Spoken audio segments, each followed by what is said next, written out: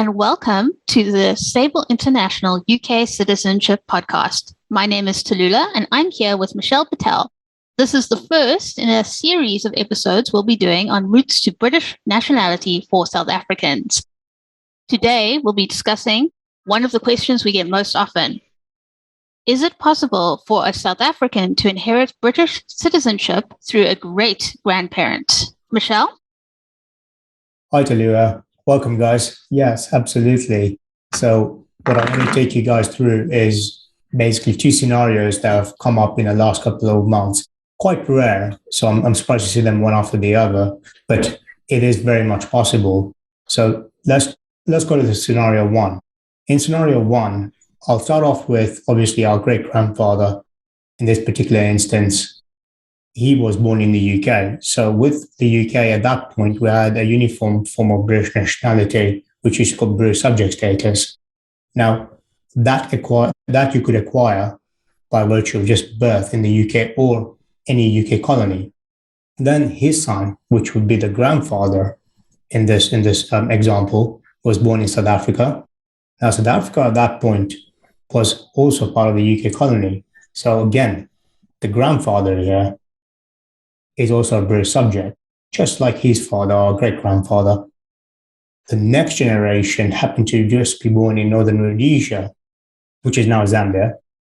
And Northern Rhodesia at that time was slightly different. It was a British protectorate. Basically, it wasn't a full UK colony. It had a treaty with the UK, and everyone born there were afforded British protection, in other words. However, the interesting thing here, Tallulah, was that the person that was born in Northern Rhodesia, the father in this example, actually had two forms of nationality. So would have got British protection, which is an actual form of British nationality in the period before 1983, and very much still alive now. And also would have got their father's British subject status, which at that point was called Citizenship of the United Kingdom and Colonies.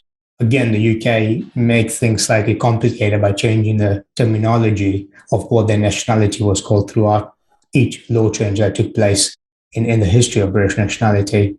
But in a summary, our father basically held two forms of British nationality: citizenship of the United Kingdom and Colonies, because of that connection that he had to the UK through our great-grandfather, and British protection through his own birth in Northern Rhodesia. Now, the person that approached us was actually his child. So now we're talking about the fourth generation here that was born in South Africa. In this example, the person was born before 1983. Now, the reason why that's relevant is on the 1st of January 1983, we had another British nationality law change, and British citizenship was introduced as a concept for the first time. It's important to be born before that for this solution to really work, and you'll see why. So we had the gentleman approach us. He was born in South Africa in about 1980, I believe. Now, at that point, he was born to a father who had citizenship of the United Kingdom and Colonies. The British protection would have been taken away by independence arrangements of Zambia in 1964. But more importantly, the citizenship of the United Kingdom and Colonies would have passed on, would you believe, from the father to his son, who was born in South Africa in 1980.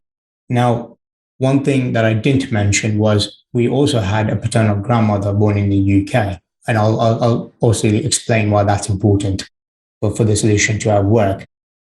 But at this stage now, we have the main applicant having citizenship of the United Kingdom and Colonies by descent, which actually originated all the way from his great-grandfather's birth in the UK, would you believe? Now, he would have been a South African and what we call a citizenship of the United Kingdom and Colonies, and he would have carried that on till about 1971. Now, around that time, the UK chose to differentiate between those seen as just belonging to the overseas territories or those who are British but belonging to the UK, i.e. had UK ancestry, fathers or, grandfathers born in the UK, and so on. And they introduced, to make that distinction, they introduced a concept called the Right of Abode.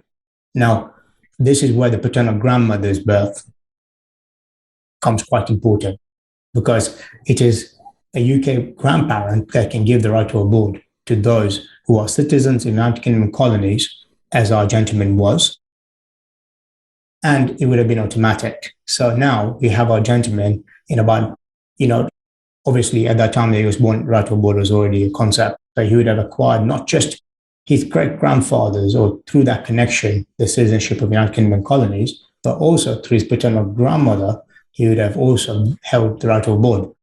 Now, he would have carried on as having those two statuses until the 1st of January 1983, which I mentioned earlier was the date the current British Nationality Act 1981 comes into force. And what he chooses to do there, reclassify one of these citizens of the United Kingdom and Colonies into British citizens if they had the right of abode, which in our case, our gentleman here did.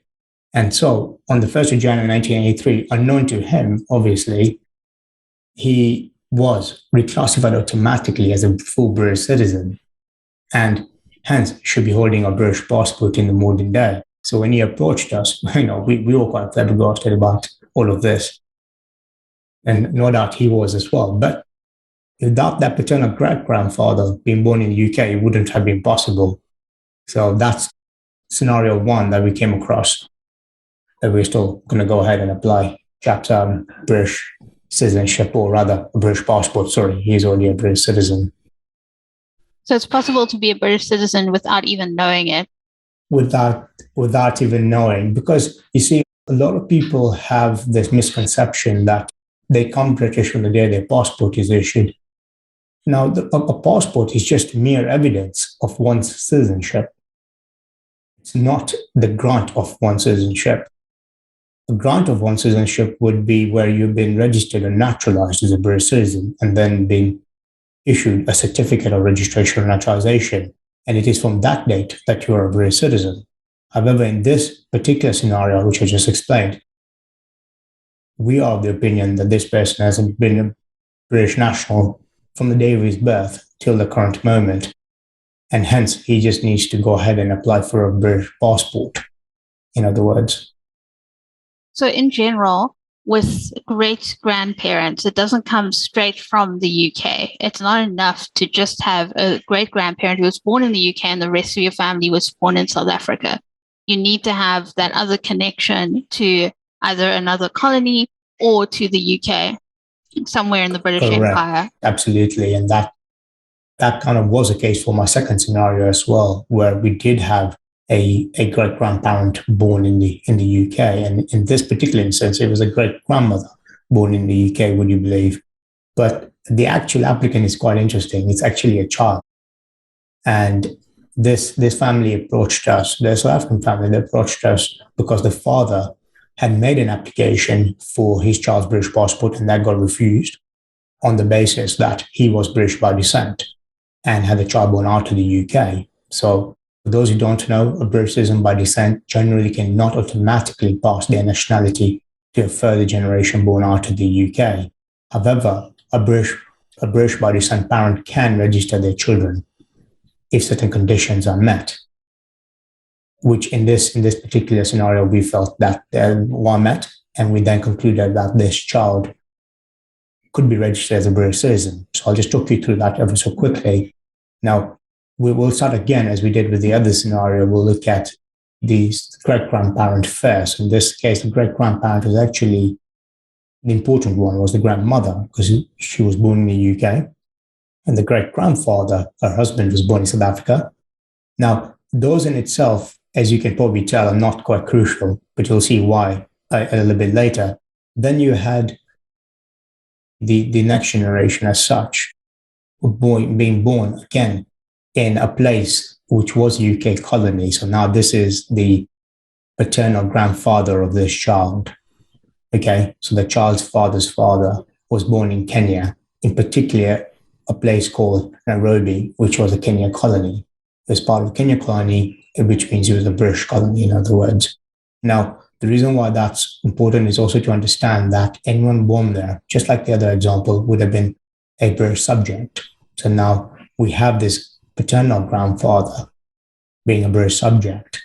Now, his son, the person who's British by descent, was born in South Africa, again, in this case, around the 1980s, I believe.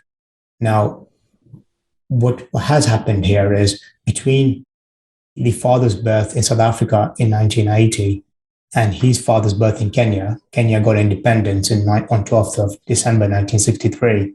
But because none of the great-grandparents were born in Kenya, the grandfather who was born in Kenya could not have become a Kenyan citizen, which is quite important because if he had, he would have lost his British nationality.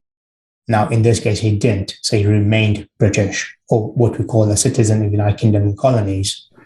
Now, he then was able to pass on his nationality to his son, and his son was then a citizen of the United Kingdom and Colonies and a South African at the time of his birth automatically. Now, what then happened, as we saw in the earlier example, we had the British Nationality Act 1981 kick in on the 1st of January 1983, and this father was then reclassified as a British citizen by descent. Now, what happened there was he then approached the passport office and they confirmed that, which is entirely correct. So he then becomes a British citizen by descent on the 1st of January 1983. He then has a child born to him in 2006, I believe it was, who then is not British automatically because that child was born out of the UK in South Africa.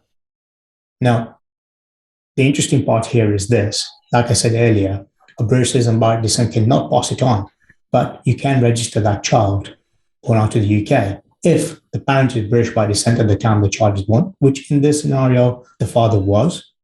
And one of the father's relevant parents, so now this is the child's grandparents, was British other than by descent on the 1st of January 1983.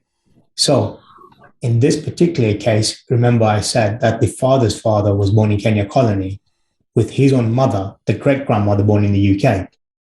Now, I won't go into too much detail, but those connections meant that the paternal grandfather of this child, the one who was born in Kenya colony, was actually a British citizen other than by descent on the 1st of January 1983. So we have a scenario here. The child is born to a British by descent parent. The child is under 18, obviously. And the child's grandfather was actually a British citizen other than by descent. And the father had spent 3 years in the UK in the past before the child was born. These are all the right ingredients for registration as a British citizen for the child. But just one more example of where without that paternal great-grandmother's birth in the UK, none of this would have been possible, because the father would not have become a British citizen by descent. His father would not have become British other than by descent on 1st of January 83. And then, therefore, the child wouldn't have a claim to register as a British citizen in the modern day. And this registration does not require the child to be resident in the UK or have spent any time here. It can be done whilst the child is in South Africa. And the child would get a British passport if successful at that registration. It's amazing. Yeah. But as you said, it's very complex, rare because now yes, you can see exactly the complexity. You can see how many stars have to align before it actually it can be through a great-grandparent. So the short answer is that yes, you can inherit British citizenship if you're in South Africa and you have a great grandparent that was born in the UK. But it's not as easy as if you have a grandparent or a parent born in the UK. It's a much more complex route. So if you suspect that you might qualify or you have no idea and you just want to see, we actually have a free online assessment that you can complete if you go to www.sableinternational.com/citizenship. You will go to the UK citizenship section and you'll see there's a big banner and you can fill in our free online assessment. Michelle and his team will go through your family tree and see what chances you have. And we'll be completely honest with you if we don't think that there's a good chance, or if we think that there is a chance, but it doesn't have much chance and you can try your luck, or if there's a very good chance.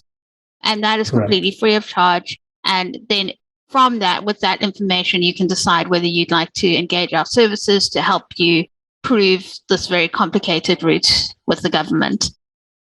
Absolutely. Because again, in that, just to make everyone understand here, this is quite important to get this looked at if you do have a great-grandparent born in the UK.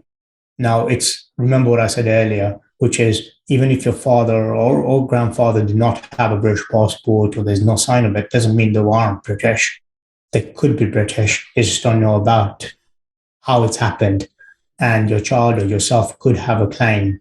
Some of these claims are age sublimited, so they are age sensitive. In the second scenario, a child had to be under 18 for that registration to be done. It is quite important. Child is coming up to 18th birth, then you do have those UK connections, even if it's a great grandparent, or you have connections to a previous UK colony, as this child did to Kenya. It is still important to fill out our assessment and give us as much detail as you can on those assessments. The more detail you give in, the more accurate we can be with providing your likelihood of whether you or your child have a claim. That's so interesting. Thank you so much for your time, Mishal. Pleasure. Yeah, and we will be back with some more ways that South Africans some more solutions for South Africans through their UK ancestry. Thank you. See Bye. you then. Bye.